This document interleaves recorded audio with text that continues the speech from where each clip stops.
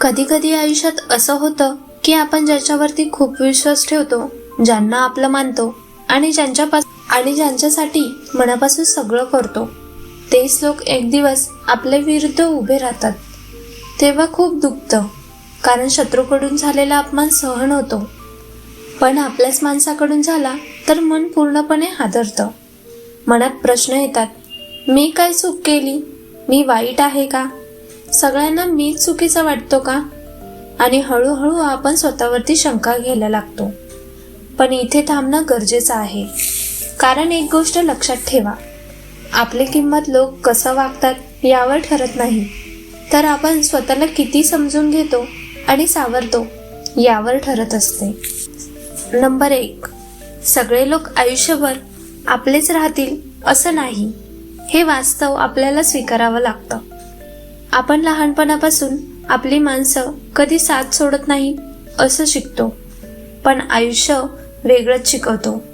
कधी स्वार्थामुळे, कधी गैरसमजामुळे, कधी तुमच्या प्रगतीमुळे, तर कधी त्यांच्या असुरक्षिततेमुळे आपलीच माणसं आपल्यावर उलटतात.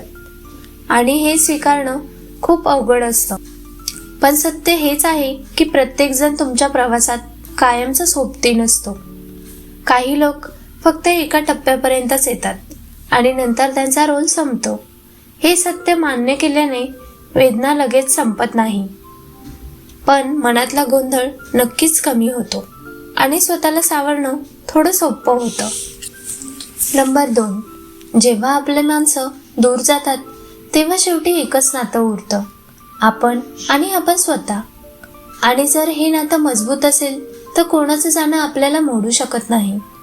म्हणून स्वतःला प्रश्न विचारा की मला खरं काय आवडतं, मला कशात शांतता मिळते आणि मला पुढे आयुष्यात काय व्हायचं आहे. स्वतःवरती लक्ष द्या, स्वतःसाठी वेळ द्या आणि स्वतःसाठी जगा. कारण स्वतःशी नातं घट्ट असेल तर बाहेरची कोणतीही उलथापालथ तुम्हाला हलवू शकत नाही. नंबर 3, जेव्हा लोक आपल्या विरुद्ध बोलतात तेव्हा लगेच सगळ्यांना आपली बाजू सांगावी, सत्य सिद्ध करावं असं वाटणं स्वाभाविक आहे. पण स्टोईक विचार आपल्याला शिकवतो की प्रत्येक गैरसमज दुरुस्त करणं गरजेचं नसतं. कारण काही लोक समजून घ्यायला तयार नसतात, काही मुद्दाम चुकीचं समजतात आणि काहींना सत्यापेक्षा गोंधळ जास्त आवडतो. अशा वेळी शब्दांवर ऊर्जा खर्च करण्यापेक्षा शांत राहणं, स्वतःच्या वागण्यातून सत्य दाखवणं आणि मन शांत ठेवणं हेच तुमचं सर्वात मोठं प्रभावी उत्तर ठरतं. नंबर 4, दुःख झालं, राग आला किंवा फसवणूक झाल्यासारखं वाटणं हे सगळं अगदी नॉर्मल आहे आणि त्यासाठी स्वतःला दोष देण्याची गरज नाही. पण इथे समतोल ठेवणं खूप महत्त्वाचं आहे. भावना पूर्णपणे दाबून टाकणं चुकीचं आहे आणि त्याच भावनात अडकून पडणं, स्वतःला हरवून घेणंही चुकीचं आहे.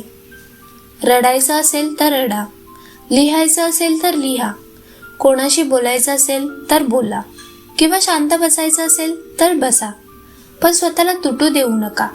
कारण लक्षात ठेवा, तुम्ही भावना नाही तर त्या भावना अनुभवणारा माणूस आहात आणि तुमची ओळख तुमच्या वेदनेपेक्षा खूप मोठी आहे.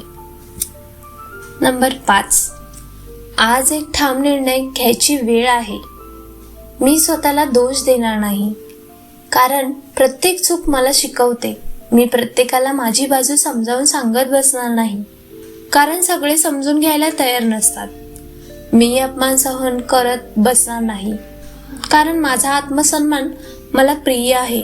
त्याऐवजी मी स्वतःचा आदर करेल, शांततेची निवड करेल आणि स्वतःला आतून मजबूत बनवेल. कारण माझं आयुष्य अजून संपलेलं नाही, माझी कहाणी इथेच थांबत नाही. हे फक्त वळण आहे, शेवट नाही.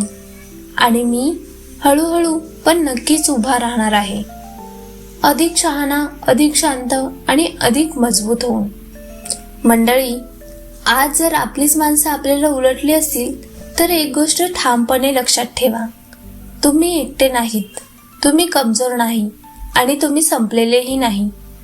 कधी कधी देव, आयुष्य आणि वेळ आपल्याला काही लोकांपासून मुद्दामून दूर करतो, कारण त्या अंतरात आपल्याला स्वतःला ओळखण्याची, स्वतःची जवळीक वाढवण्याची आणि आतून मजबूत होण्याची संधी मिळते.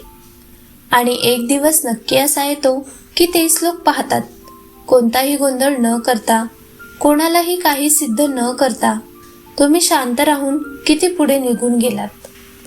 मंडळी, तुम्हाला आजचा माझा व्हिडिओ आवडला असेल तर अशाच प्रेरणादायी व्हिडिओसाठी मला नक्की लाईक करा, शेअर करा आणि सबस्क्राईब करा. धन्यवाद.